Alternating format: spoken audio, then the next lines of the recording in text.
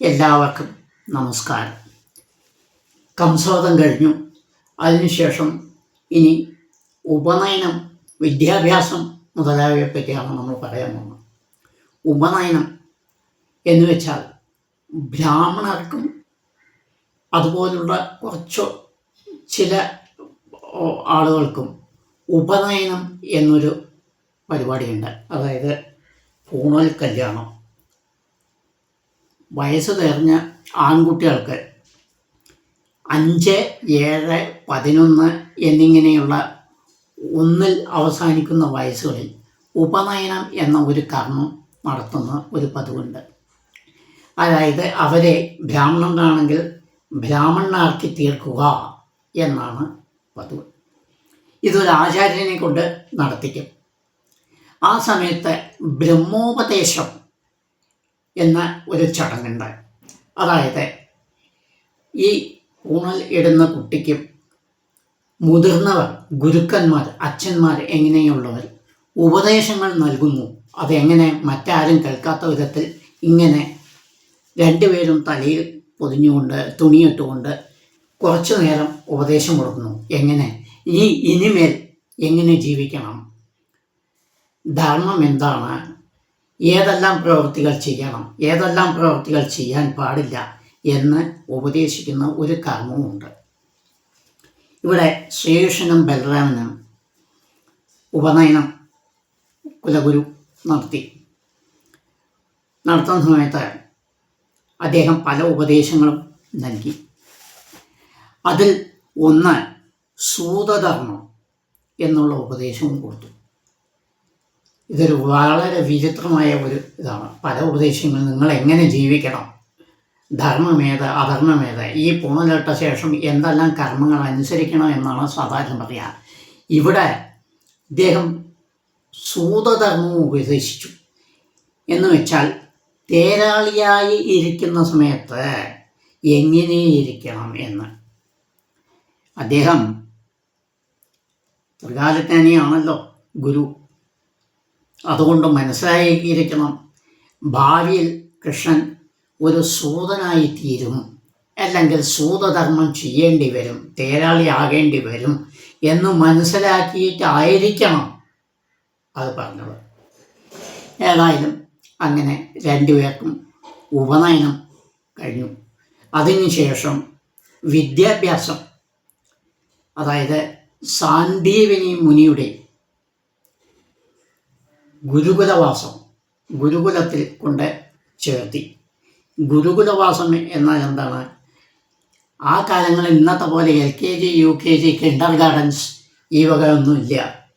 ഒരു ഗുരു ഉണ്ടാവും. ആ ഗുരുവിൻ്റെ അടുത്ത് കൊണ്ടാക്കും. വിദ്യാഭ്യാസ കാലം അദ്ദേഹം നിശ്ചയിക്കുന്ന കാലമാണ്. ഗുരുപത്നിയായിരിക്കും മാതാവ്. ആ ഗുരുകുലത്തിൽ ഗുരുവും ഗുരുമാതാവും പറയുന്നതെല്ലാം കേട്ടിരിക്കണം. അവർക്ക് വേണ്ട വിറകുകൾ സമ്പാദിക്കണം, സാധനങ്ങളെല്ലാം ഒരുക്കി കൊടുക്കണം. വീട്ടിൽ അമ്മയെപ്പോലെ അവരെ സ്നേഹിക്കണം, അവർ പുത്രന്മാരെ പോലെ സ്നേഹിക്കും. അതാണ് ഗുരുകുലവാസം. ഗുരുകുലത്തിൽ കൊണ്ടുവരിക. ഇപ്പോൾ സ്കൂളിൽ കൊണ്ടുവിട്ടിട്ട് വീട്ടിൽ കൊണ്ടുവരും. പക്ഷെ അന്ന് ഗുരുകുലത്തിൽ കൊണ്ടാക്കി കഴിഞ്ഞാൽ അന്ന് തന്നെ കൂട്ടിക്കൊണ്ടുവരില്ല. വിദ്യാഭ്യാസ കാലം പൂർത്തിയായ ശേഷം ഗുരു പോവാം എന്ന് പറയുന്ന സമയത്ത് മാത്രമേ അവിടുന്ന് പോകാൻ പാടുള്ളൂ. അങ്ങനെ ഒരു സമ്പ്രദായമാണ് ഗുരുകുലവാസം. അങ്ങനെ രാമകൃഷ്ണന്മാരെ അവിടെ കൊണ്ടാക്കി. ഈ ഗുരുകുലവാസം 64 ദിവസമാണ് അദ്ദേഹത്തിന് ഉണ്ടായിരുന്നത്, ശ്രീകൃഷ്ണനും ഉണ്ടായിരുന്നതെന്നാണ് നാരായണീയത്തിൽ പറയുന്നത്. ഭാഗവതത്തിൽ അങ്ങനെ പ്രത്യേകമായൊന്നും കാണുന്നില്ല. 64 ദിവസം എന്ന് നാരായണീയത്തിൽ പറയുന്നുണ്ട്, ഭട്ടേരിപ്പാടൻ. അവിടെ വെച്ചാണ് അദ്ദേഹം ആദ്യമായി കുചേലനെ പരിചയപ്പെടുന്നത്. സുധാമാവ് എന്ന പാവപ്പെട്ട ബ്രാഹ്മണനെ അദ്ദേഹം പരിചയപ്പെടുന്നു. ഏറ്റവും വലിയ ഭക്തനാണ് കുചേലൻ. അദ്ദേഹത്തിൻ്റെ 3 ഭക്തന്മാരാണ് ശ്രീകൃഷ്ണനെ ഏറ്റവും ഇഷ്ടപ്പെട്ടവർ. ആരൊക്കെയാണ്? 1 കുചേലൻ, 2 ഉദ്ധവർ, 3 ദ്രൗപദി. അതായത് ഇവരുടെ 3 ഭക്ഷണങ്ങളാണ് കൃഷ്ണൻ ഏറ്റവും അധികം ഇഷ്ടപ്പെട്ട് കഴിച്ചു എന്നാണ് പറയുന്നത്. കുചേലൻ്റെ അവില്, ദ്രൗപദിയുടെ ചീര, ഉദ്ധവരുടെ അത്താഴം, ഈ 3 എണ്ണമാണ് മഹാവിഷ്ണു, അതായത് ശ്രീകൃഷ്ണൻ ഏറ്റവും അധികം ഇഷ്ടപ്പെട്ട് കഴിച്ചിരിക്കുന്നത്. അത്രയും വലിയ ഭക്തനാണ് കുചേലൻ. അങ്ങനെ 64 ദിവസം കഴിഞ്ഞു. അതിൻ്റെ ഇടയ്ക്ക് കുചേലനൊരു വികൃതിയൊക്കെ കാട്ടി കാട്ടിൽ പോയി വിറക് വെട്ടി വരുന്ന സമയത്ത് കുറച്ച് അവിലുണ്ടായിരുന്നു. അത് കൃഷ്ണനും കൂടി വെച്ച സമയത്ത് കൃഷ്ണനെ കാണാതെ അദ്ദേഹം കഴിച്ചു. ദാരിദ്ര്യം കൊണ്ട് കഴിച്ചതാണ്.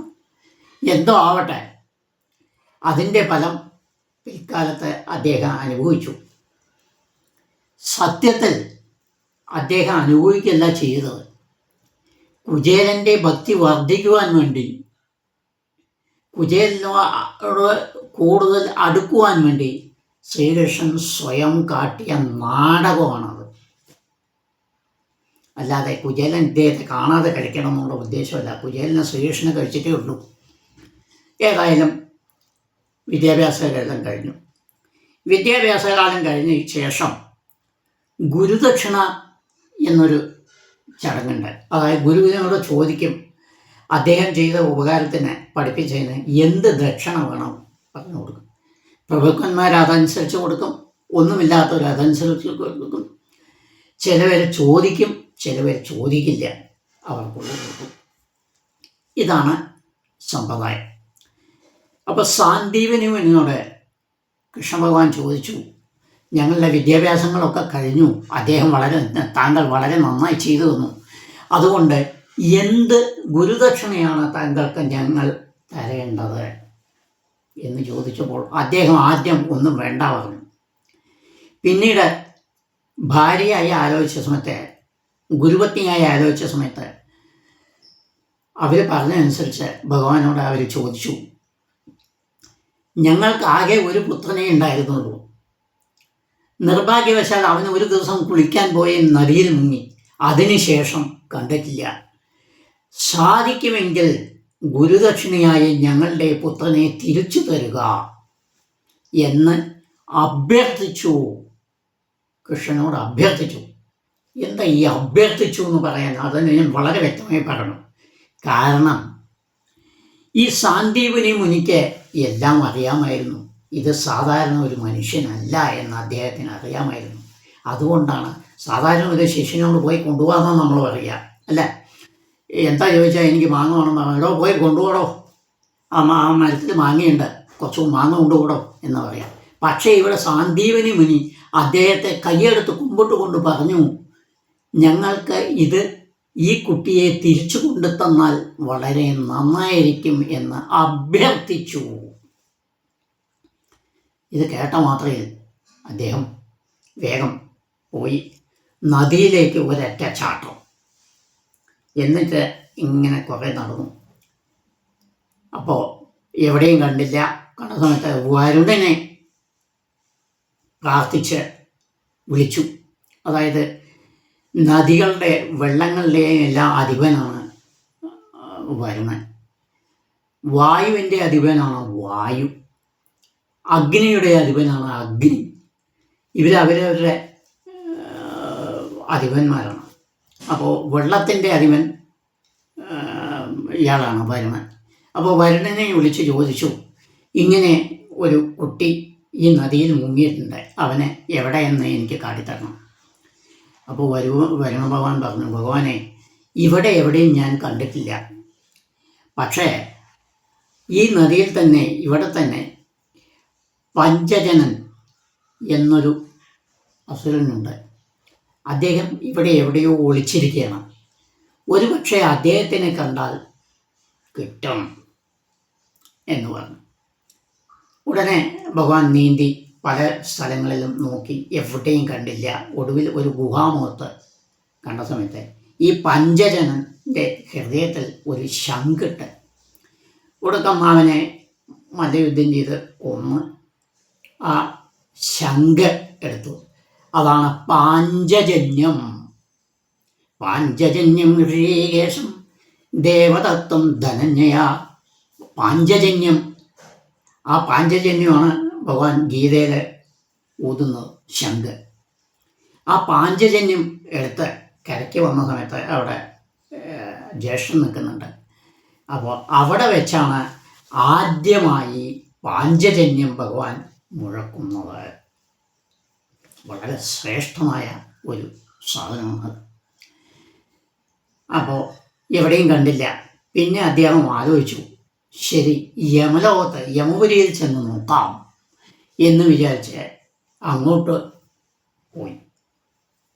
അവിടെ പോയ സമയത്ത് കൃഷ്ണനെ കണ്ട മാത്രമേ യമൻ ആകെ ആദ്യം ഭയന്നു പറിച്ചു. രണ്ടാമത് ഭക്തി കൊണ്ട് തൊഴുതുകൊണ്ട്, ഭഗവാനെ, താങ്കൾ ഇവിടെ വരേണ്ട ആവശ്യമുണ്ടോ? എന്നെ വിളിച്ചാലും അവിടെ ഞാൻ വരുമല്ലോ. പക്ഷേ ഏതായാലും താങ്കളുടെ പാദസ്പർശനം ഇവിടെ ഏറ്റതിൽ വളരെ സന്തോഷമായി. എന്താണ് ആവശ്യം? അദ്ദേഹം പറഞ്ഞു, എൻ്റെ ഗുരുവിൻ്റെ പുത്രൻ നദിയിൽപ്പെട്ടു മുങ്ങിയതാണ്. ഞാൻ അവിടെയെല്ലാം നോക്കി, എവിടെയും കണ്ടില്ല.